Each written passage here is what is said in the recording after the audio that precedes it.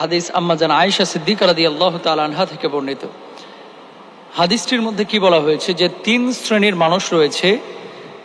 এদের আসলে বাহ্যিকভাবে যদিও দেখা যায় যে তারা পাপ করছে, কিন্তু তাদের পাপগুলো গুনাহগুলো লেখা হয় না।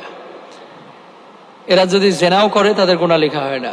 এরা যদি এই অবস্থায় নামাজ না পড়ে তাদের গুনাহ লেখা হয় না। এই অবস্থায় যদি তারা শরাব পান করে ফেলে তাদের গুনাহ লেখা হয় না। আসলে তারা কারা? আম্মা জান আয়েশা সিদ্দিকা রাদিয়াল্লাহু তাআলা আনহা থেকে বর্ণিত একটি হাদিস আমরা খেয়াল করি তাহলে দেখতে পাবো যে তারা আসলে কারা। দেখেন, আন আয়েশা রাদিয়াল্লাহু তাআলা আনহা আন্না রাসূলুল্লাহি সাল্লাল্লাহু আলাইহি ওয়াসাল্লাম قال رفع القلم عن ثلاثة عن النائم حتى يستيقظ وعن المبتلى حتى يبرأ وعن الصبي حتى يكبر।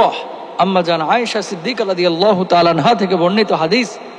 আম্মা জান আয়েশা বলছেন 3 শ্রেণীর মানুষ রয়েছে যাদের ওপর থেকে কলম উঠিয়ে নেওয়া হয়েছে। কলম উঠিয়ে নেওয়া হয়েছে মানে কি? তাদের গুনাহ লেখা হয় না। ওই যে 2 কাঁধে যে 2 সম্মানিত ফেরেশতা কিরামান কাতিবিন, সম্মানিত 2জন লেখক বা লেখক দ্বয়, তারা যে রয়েছেন তারা তাদের সেই পাপগুলো লিখেন না। কেন? দেখেন, 1 নাম্বার, রুফিয়াল কলম আন সালাসাতিন, 3 জনের ওপর থেকে কলমকে উঠিয়ে নেওয়া হয়েছে।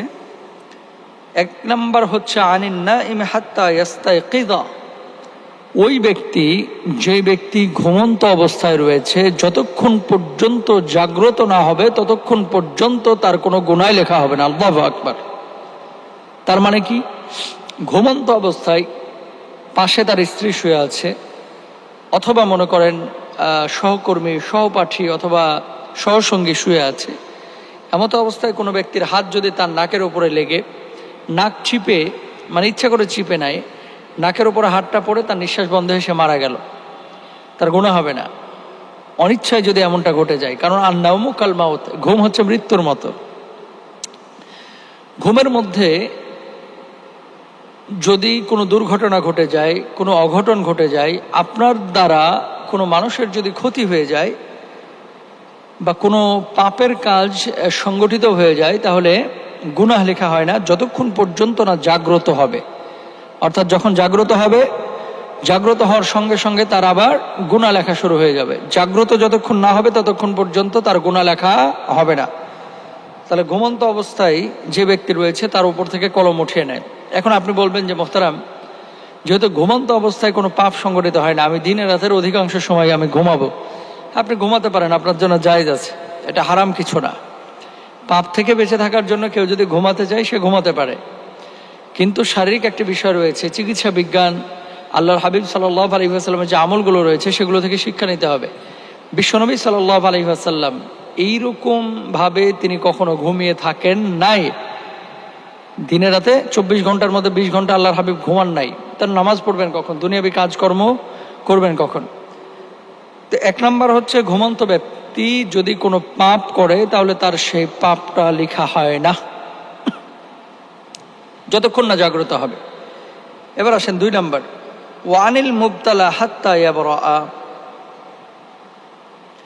অসুস্থ ব্যক্তি অর্থাৎ পাগল অসুস্থ ব্যক্তি যতক্ষণ না আরোগ্য লাভ করে। জ্বর হয়েছে দিয়ে গুনাহ করছেন, গুনাহ লেখা হবে না, বিষয়টা এরকম না। আপনার ক্যান্সার হয়েছে, আপনি গুনাহ করেছেন, আপনার গুনাহ লেখা হবে না, বিষয়টা এরকম না। আপনি অন্যান্য রোগে আক্রান্ত হয়েছেন, আপনার গুনাহ লেখা হবে না, বিষয়টা এরকম না। বরং যদি এমনটা হয়ে থাকে যে আপনি পাগল হয়ে গেছেন, বিকারগ্রস্ত, আপনার মস্তিষ্ক ঠিক নাই, আপনার মগজ কাজ করতেছে না, আপনার আকল নাই, ভালো মন্দ আপনি পার্থক্য করতে পারছেন না, যদি এমনটা হয়ে থাকে যে আপনি ভালো মন্দ পার্থক্য করতে পারেন না, আপনার আকল ঠিক নাই, আপনার জ্ঞান ঠিক নাই, এরকম যদি কোনো মানুষ বিকারগ্রস্ত হয়ে যায়, পাগল হয়ে যায়, সে মানুষটি যদি জেনাও করে, সে মানুষটি যদি শরাব পান করে, সে মানুষটি যদি আপনার কোনো হারাম কাজে লিপ্ত হয়ে যায়, তাহলে তার গুনাহ হয় না, কারণ তার মাথা ঠিক নাই।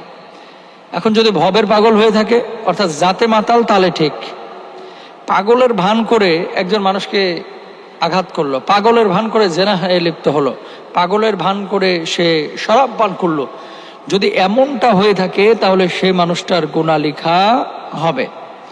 তাহলে আমাদেরকে যে বিষয়টি বুঝতে হবে, গুনাহ আল্লাহ সুবহানাহু ওয়া তাআলা তাদের লিখবেন না যারা পাগল বিকারগ্রস্ত, এবং এদের উপরে নামাজও কিন্তু ফরজ না, এদের উপরে রোজাও ফরজ না, এদের উপরে হজ যাকাত কিচ্ছু ফরজ না। এরা নামাজ না পড়লে এদের গুনাহ হবে না, এরা রোজা না করলে এদের গুনাহ হবে না, এরা গুনাহে লিপ্ত হলেও এদের গুনাহ লেখা হবে না।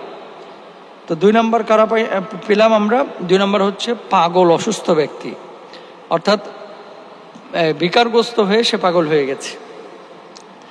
আরোগ্য যখন লাভ করবে, এই পাগল ব্যক্তি যখন সুস্থ হয়ে যাবে, অনেক সময় দেখবেন পাবনা মেন্টাল হসপিটালে 3 মাস 4 মাস কাউন্সেলিং করা হয়, তাকে ট্রিটমেন্ট দেওয়া হয়, চিকিৎসা করা হয়, তারপরে ভালো হয়ে গেছে। তো 3-4 মাস যখন, বা 3 বছর 4 বছর যখন সে বিকারগ্রস্ত বা পাগল থাকে, তার ওই সময় নামাজগুলো তার কাজাও করা লাগবে না, রোজাগুলো কাজা করলে ভালো। কারণ যেহেতু ফামান কানা মিনকুম মারিদান আও আলা সাফারিন ফাইদ্দাতুম মিন আইয়ামিন উখর, অসুস্থ অবস্থায় যে সমস্ত রোজাগুলো কাজা হয়ে গেছে, এই সমস্ত রোজাগুলি পরবর্তীতে করার নিয়ম আছে, পরবর্তীতে করার জন্য আল্লাহ তাআলা বলেছেন। আর বিশ্বনবী সাল্লাল্লাহু আলাইহি ওয়াসাল্লাম বলেছেন যে তাদের উপরে রোজা, হজ, যাকাত ফরজ যাদের মস্তিষ্ক ঠিক আছে। এখন যে ব্যক্তি পাগল, ওই মানুষটি যদি মনে করেন সকালবেলায় তাকে আপনি সাহারি খাওয়াইলেন যে সারাদিন কিছু খাস না, দুপুরবেলায় পানি খেয়ে ফেলবে, ও বুঝবেও না যে রোজা, এর জন্য পাগলের কোনো রোজা নাই। তবে যেহেতু এটা একটি অসুস্থতার হালত, যদি কখনো সুস্থ হয় রোজাগুলো করে ফেলাটাই ভালো হবে, তবে নামাজ তার উপরে আবশ্যক না। তারপরে অপ্রাপ্ত বয়স্ক বালক যতক্ষণ না বালেগ হয়, অপ্রাপ্ত বয়স্ক বালেগ, একটা হচ্ছে প্রাপ্তবয়স্ক, আরেক হচ্ছে অপ্রাপ্ত বয়স্ক। অপ্রাপ্ত বয়স্ক কোনো সন্তান যদি ছেলে হোক অথবা মেয়ে হোক পাপে নিমজ্জিত হয়, তার গুনাহ লেখা হয় না যতক্ষণ পর্যন্ত না সে প্রাপ্তবয়স্ক হবে। প্রাপ্তবয়স্ক হলে তার ফুলফিল গুনাহ লেখা হবে। নামাজ না পড়লে আল্লাহর আদালতে দাঁড়াইতে হবে, রোজা না করলে আল্লাহর আদালতে দাঁড়াইতে হবে, তারপরে আপনার জেনা ব্যভিচারে লিপ্ত হলে আল্লাহর আদালতে দাঁড়াইতে হবে। সুতরাং প্রাপ্তবয়স্ক তার গুনাহ লেখা হয়, অপ্রাপ্ত বয়স্ক যার থেকে কোনো গুনাহ সংঘটিত হয়ে গেছে তার গুনাহ লেখা হয় না, তার থেকে কলম উঠিয়ে নেওয়া হয়েছে। এখন এমন সমজদার যদি ব্যক্তি হয় যে ভালো মন্দ তারতম্য করতে পারতেছে, সওয়াবের কাজ বোঝে, গুনাহের কাজ বোঝে, তারপরে বিশৃঙ্খল কোনো আচরণ করছে অথবা স্বেচ্ছাচারী হয়ে একটা এলাকা জ্বালিয়ে দিচ্ছে, এলাকা ধ্বংস করে ফেলছে, তাহলে কিন্তু আল্লাহর আদালতে দাঁড়াইতে হবে। তো আমরা চেষ্টা করবো ইনশাআল্লাহ তাআলা অসুস্থ অবস্থায় যে সমস্ত ইবাদতগুলো, ফরজ ইবাদতগুলো কাজা হয়ে গেছে, সুস্থ অবস্থায় সেগুলো আদায় করে নিতে ইনশাআল্লাহ।